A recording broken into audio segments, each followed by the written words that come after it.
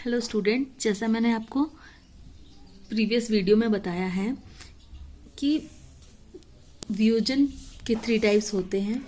वियोजन अभिक्रिया के भी 3 प्रकार होते हैं। पहला ऊष्मीय वियोजन, दूसरा वैद्युत वियोजन और थर्ड प्रकाशीय वियोजन। ठीक है, पहले हम पढ़ेंगे वैद्युत ऊष्मीय वियोजन के अबाउट। तो जैसे इसका एग्जाम्पल से हम स्टार्ट करते हैं, CaCO3। अब CaCO3 इसका ये सॉलिड है, ठीक है, और इसका रिएक्शन हीट देते हैं और हीट के प्रेजेंस में होता है। ठीक है, तो ये क्या होता है, 2 पार्ट में डिसोसिएट होता है, टूटता है। और जैसा हमने ऊपर डिफिनेशन लिखा है, अभिकारक का उष्मा के द्वारा किया गया वियोजन, यानी जो अभिकारक है, जो रिएक्टेंट है, इसका वियोजन किसके द्वारा किया जाता है, हीट देकर या उष्मा देकर किया जाता है। ठीक है, इसका एग्जाम्पल भी है, आप एग्जाम्पल भी मेमोराइज करेंगे और नोट्स में मेंटेन कर लेंगे। अगला हम देखते हैं वैद्युत वियोजन। अब वैद्युत वियोजन के बारे में हम देखते हैं। तो वैद्युत वियोजन में क्या होता है, विद्युत धारा प्रवाहित होने के कारण होने वाला वियोजन। जो वियोजन होता है वो किसके कारण होता है, वैद्युत धारा प्रवाहित होने के कारण होता है। जैसे H2O क्या है, लिक्विड है, वाटर लिक्विड होता है। अब वाटर में क्या करेंगे, विद्युत धारा को प्रवाहित करेंगे, इलेक्ट्रिसिटी फ्लो कराएंगे, तो क्या होगा, वो किस में टूटेगा, 2 गैसों में टूटेगा, एक हाइड्रोजन और दूसरा ऑक्सीजन।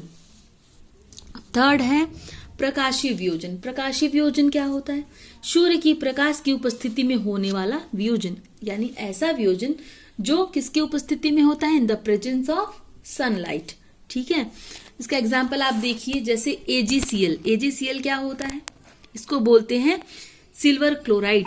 Ag क्या है, सिल्वर है, और Cl क्लोराइड, यानी 2 मोल AgCl ये सॉलिड होता है और इसका रिएक्शन किसके प्रेजेंस में होगा, सनलाइट के प्रेजेंस में होता है।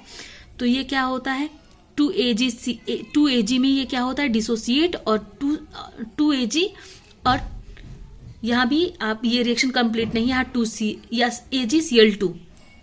ठीक है ना, ये रिएक्शन कंप्लीट नहीं है, इसको आप कंप्लीट कर लेंगे। रिएक्शन कंप्लीट क्यों नहीं, क्योंकि ये बैलेंस नहीं है। क्यों, देखो इधर 2Ag भी है और 2Cl भी है, यहाँ 2Ag ही सिर्फ है, Cl आपने इसको कंप्लीट कर लेना रिएक्शन। ठीक है, जैसा मैंने पहले बताया बैलेंस करना, उस बैलेंसिंग मेथड से आप बैलेंस कर लेंगे।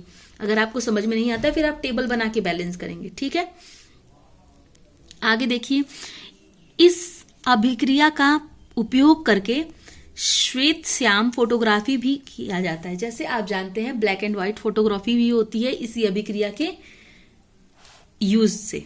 ठीक है, अब आगे हम देखते हैं विस्थापन अभिक्रिया। विस्थापन अभिक्रिया को कहते हैं डिस्प्लेसमेंट रिएक्शन। ठीक है, इस अभिक्रिया में अधिक क्रियाशील तत्व, यानी जो मोर रिएक्टिव एलिमेंट होते हैं, अधिक क्रियाशील को कहते हैं मोर रिएक्टिव एलिमेंट। ठीक है, अधिक क्रियाशील तत्व कम क्रियाशील तत्व को उसके यौगिक से विस्थापित कर देते हैं। जैसे जो मोर रिएक्टिव होगा वो लेस रिएक्टिव को क्या करेगा, अपने कंपाउंड से डिस्प्लेस कर देगा, अपने ही कंपाउंड से उसे डिस्प्लेस यानी विस्थापित करके खुद उसकी जगह पे सेट हो जाएगा। जैसे आप नीचे वाले रिएक्शन में देखेंगे, ये है डिस्प्लेसमेंट यानी विस्थापन अभिक्रिया का उदाहरण, एग्जाम्पल। ठीक है, जैसे Fe क्या है, आयरन क्या होता है, सॉलिड होता है। ठीक है, अब रिएक्शन किसके साथ होगा, CuSO4 जिसे हम कहते हैं कॉपर सल्फेट, ये कैसा होता है, एक्वस यानी जलीय विलयन। ठीक, इसका रिएक्शन इन दोनों के साथ होगा तो कॉपर क्या है, मोर रिएक्टिव, और Cu क्या है, लेस रिएक्टिव। ये अधिक क्रियाशील तत्व, ये कम क्रियाशील तत्व। तो ये क्या होगा, Cu को डिस्प्लेस कर देगा और अपनी खुद Cu के प्लेस पे आ जाएगा। जैसे ये क्या बना लेगा, खुद आ जाएगा, तो ये क्या हो जाएगा, FeSO4। तो यहाँ हो जाएगा FeSO4 जिसे हम कहते हैं आयरन सल्फेट, और आगे है ये क्या आ जाएगा, FeSO4 साथ यहाँ आ जाएगा और ये Cu इधर आ जाएगा, यानी कॉपर एज ए सॉलिड बाहर निकल जाएगा। बात समझ में आ रही है सभी को? आपको जो भी समझ में नहीं आता आप उसको टिक करके रखेंगे, बाद में पूछ लेंगे। अंडरस्टूड? और ध्यान दीजिए, नेक्स्ट, ये तो हमने किसके बारे में बताया था, ये तो हमने विस्थापन अभिक्रिया के बारे में बताया। अब हमारा नेक्स्ट टॉपिक है द्विविस्थापन अभिक्रिया। द्विविस्थापन अभिक्रिया को कहते हैं डबल डिस्प्लेसमेंट रिएक्शन। ठीक है, इसके बारे में आप समझिए, डबल डिस्प्लेसमेंट क्या होता है, द्विविस्थापन क्या होता है। यानी इस अभिक्रिया के उत्पादों का निर्माण दो यौगिकों के बीच आयनों का आदान प्रदान से होता है। बात समझ में आ रही है? देखिए कैसे, जैसे यहाँ एक देखिए एग्जांपल, Na2SO4 एक्वस सॉल्यूशन है, जलीय विलयन है और इसका नाम क्या होता है? Sodium sulphate.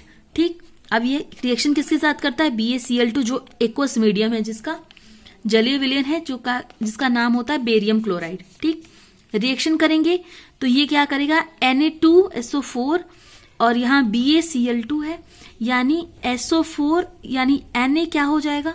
Cl के साथ, यानी 2 Na भी है और 2 Cl है, यानी दोनों आपस में ये NaCl के साथ इधर हो जाएगा, NaCl हो जाएगा और यहाँ 2 है, यानी 2 मोल NaCl बाहर निकल गया। अब क्या हुआ? Ba किसके साथ आ गया? SO4 के साथ आ गया, यानी दो चीजें डिस्प्लेस हो गई, ये अपनी जगह से डिस्प्लेस हो गया और ये अपनी जगह से डिस्प्लेस हो गया, तो बना क्या? बेरियम सल्फेट, जिसका नाम क्या हो, जो एक व्हाइट प्रेसिपिटेट यानी सफेद अविलय अवक्षेप के रूप में नीचे की तरफ बच जाता है। जैसे आप एक गिलास में पानी रखेंगे तो क्या होगा? पानी ऊपर, गिलास में पानी रखेंगे और उसमें कुछ चूने के टुकड़े डाल देंगे तो वो नीचे बच जाएगा, या पत्थर डाल देंगे तो वो नीचे हो जाएगा।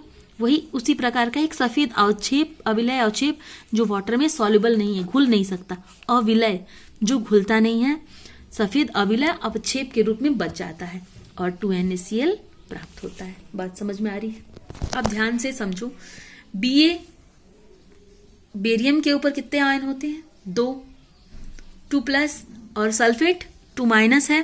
ठीक, यानी इस बेरियम के ऊपर क्या होता है? 2+ यानी 2 ज्यादा आयन होता है, उसके पास 2 कम आयन है। तो ये क्या मिलके बनाते? ये दोनों आयन ये आपस में जुड़ेंगे तो इसके दोनों आयन, इसके प्लस पॉजिटिव, इसके निगेटिव आयन, 2 पॉजिटिव है 2 निगेटिव, दोनों आपस में क्या होंगे? प्लस माइनस कैंसिल हो जाते हैं और कैंसिल होने के बाद इसके आयन कितने हो जाते हैं? 0, और ये दोनों क्या बन जाते हैं? एक कंपाउंड का फॉर्मेशन कर लेते हैं, इसको कहेंगे BaSO4। अब हम आते हैं नेक्स्ट, हमारी हेडिंग है जिसको कहेंगे अपचयन और उपचयन।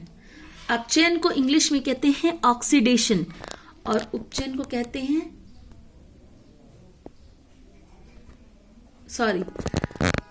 अपचयन और उपचयन। अपचयन, उपचयन, ऑक्सीडेशन और रिडक्शन। ठीक, अब देखते हैं हम क्या होता है आगे अपचयन के बारे में। तो हम अपचयन से समझते हैं कि अपचयन क्या होता है। पदार्थ में ऑक्सीजन की वृद्धि या हाइड्रोजन का ह्रास या हाइड्रोजन की क्या हो जाए? कमी हो जाए, तो वो रिएक्शन कैसा होगा? अपचयन रिएक्शन, अपचयन अभिक्रिया होगी। ठीक है, और उपचयन क्या होता है? पदार्थ में ऑक्सीजन की वृद्धि या हाइड्रोजन का ह्रास होना। ठीक है, इस प्रकार की अभिक्रिया को कहेंगे उपचयन अभिक्रिया। और अपचयन में क्या होगा? पदार्थ में ऑक्सीजन की कमी या ह्रास या हाइड्रोजन की वृद्धि हो।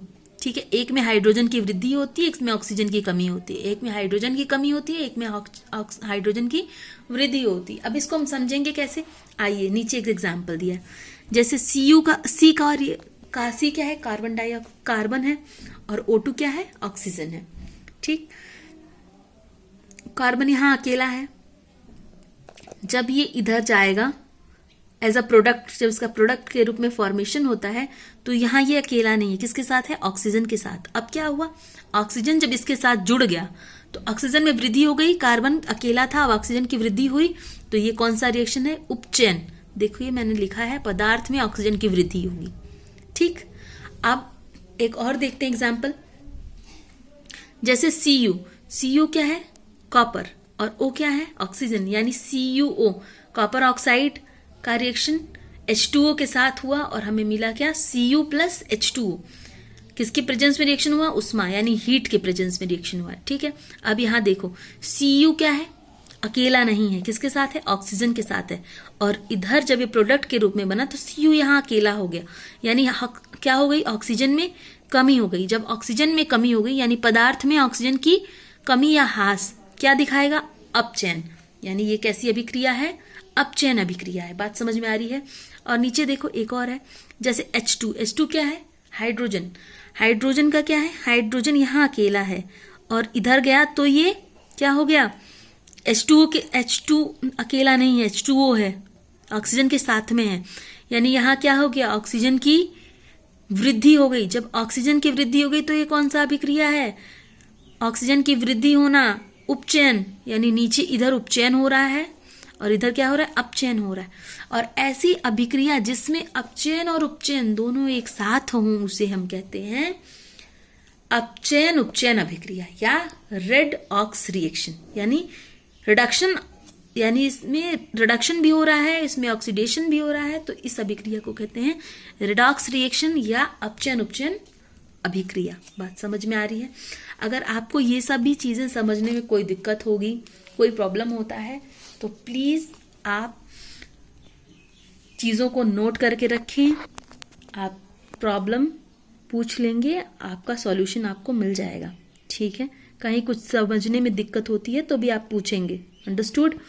और हमने आपको अपचयन उपचयन बताया और आप क्या करेंगे, कम से कम इस पे आपकी बुक में बहुत सारे एग्जाम्पल होंगे, आप इसमें अपनी बुक से 10 एग्जाम्पल देख के उसको मेंटेन कर लेंगे, अपनी कॉपी में मेंटेन कर लीजिएगा। और आप उसको सिर्फ मेंटेन मत कीजिएगा, खुद से समझ के मेंटेन कीजिएगा। जो नहीं आता है आप बाद में मुझसे कंसल्ट कर सकते हैं, पूछ सकते हैं। ठीक है, सभी चीज़ों को मेंटेन करके रखिए और अपने नोट्स को भी मेंटेन करके रखिए, उसे बार बार रिमेंबर करते रहिए, मेमोराइज करते रहिए। ठीक है, थैंक यू वेरी मच।